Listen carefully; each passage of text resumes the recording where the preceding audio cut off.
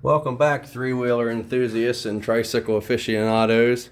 It's been a while. I haven't been around. I last updated you on some of the shifting and moving in the tricycle layer here. But mainly I was thinking the other day, and BBC Trikes, formerly of New York and now currently in Arizona, is a pretty cool place. Doing a lot of reproduction things for us tricycle lovers.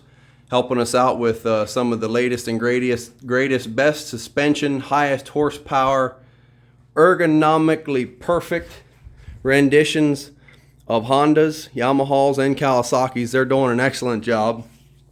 Me being a purist, it just ain't the same. That's not to degrade anything they're doing. I mean, if you want a brand new modern three-wheeler, they're the people to see. That's who you got to talk to. But I also wanted to clarify that the three-wheeler kind of evaporated in the way that I would most like. And now you're probably thinking, what's wrong with this idiot? But let me explain myself. I would prefer that the three-wheelers went exactly how they did go. I mean, as opposed to the people getting hurt on them, which most of that was self-inflicted, but we'll get into that a different time. I feel that three-wheelers would have went away anyway, because in 1985 Suzuki brought out that LT 250R quad racer, and now you can comment and share your thoughts and concerns and whatever, but as far as I know, they allowed them to run with the three-wheelers in the 87 season, 86, some of you older guys might know. I wasn't there, I didn't live it.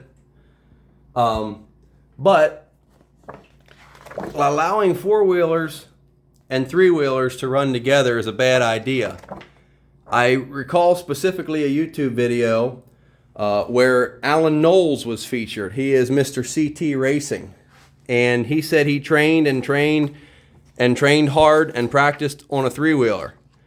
And they allowed four-wheelers to run in the race he was in. He was the first three-wheeler across the line, but he was 7th overall. And he said, I stepped off of that thing and let it keep on rolling right into the fence. I was done with three-wheelers. So basically, we can speculate and say, oh, they would have came out with inverts in 87 and 88. They would have did whatever, CR500 motor, adapted to a three-wheeler, Honda this, HRC that, whatever.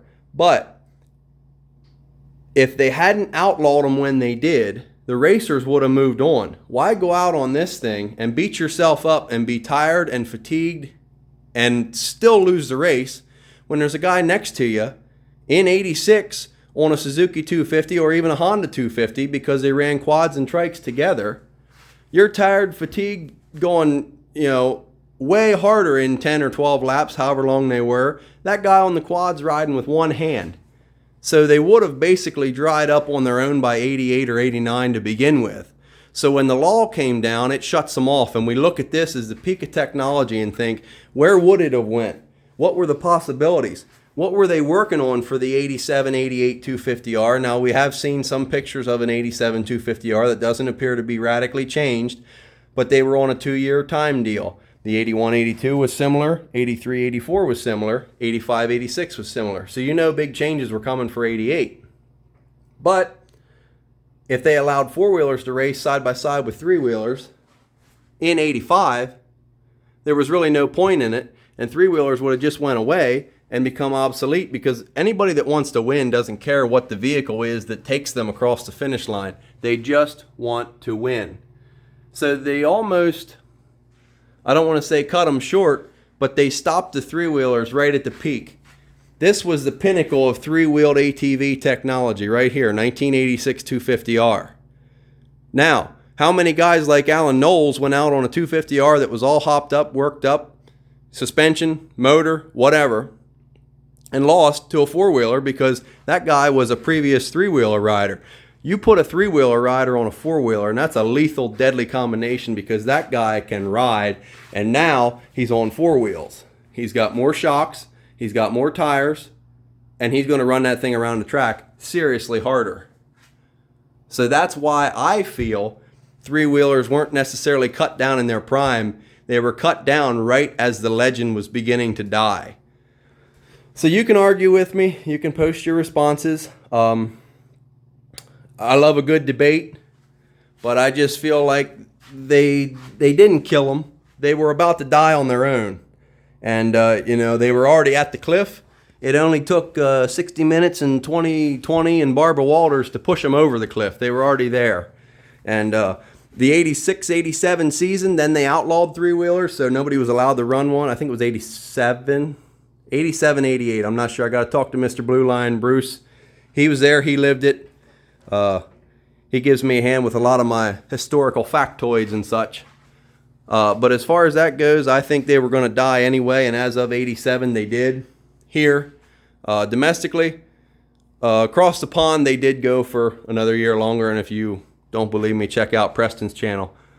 But nonetheless, that's my opinion. That's why I don't want to say happy, but it left us with a lot of things to chew on and a lot of things to think about, whereas if it would have just continued on to 89 or 90, they would have died on their own because the AMA would have allowed the four-wheelers that were already in circulation to run with them. And maybe they would have opened up another three-wheeler class had it not had all the bad publicity.